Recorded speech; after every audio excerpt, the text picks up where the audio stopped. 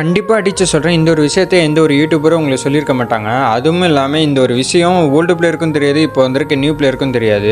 இப்போ new players நீங்களாம் கேம்குள்ளே பண்ணீங்கன்னா உங்களுக்கு ஒரு ஜோன் காட்டும், அதுதான் ப்ளூ ஜோனு, அப்படின்னா ஐலூட்டட் ஏரியா.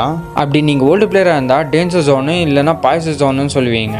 ஆனால் உங்களுக்கே தெரியாத இன்னொரு ஜோன் இருக்குது. அந்த ஜோனை பற்றி ஃபுல் எக்ஸ்பிளைனோட சொல்லிடுறேன். அது என்னென்னு சொல்லிட்டா மட்டும் லைக் அண்ட் சப்ஸ்கிரைப் பண்ணிவிடுங்க. ஏன் அப்படி சொல்கிறேன்னு கேட்டிங்கன்னா, நம்ம சேனல் 34K ரீச் ஆன அப்புறம் அப்படியே தான் இருக்குது. ஏன் ப்ரோ என்ன ஆச்சு அப்படின்னு கேட்டிங்கன்னா, நம்ம சேனல் பார்க்குற 100% பேரில் 13% மட்டும்தான் சப்ஸ்கிரைப் பண்ணி பார்க்குறாங்க. அதனால இனிமேல் பார்க்குறவங்களாச்சும் லைக் அண்ட் சப்ஸ்கிரைப் பண்ணுவீங்கன்னு நான் நம்புகிறேன்.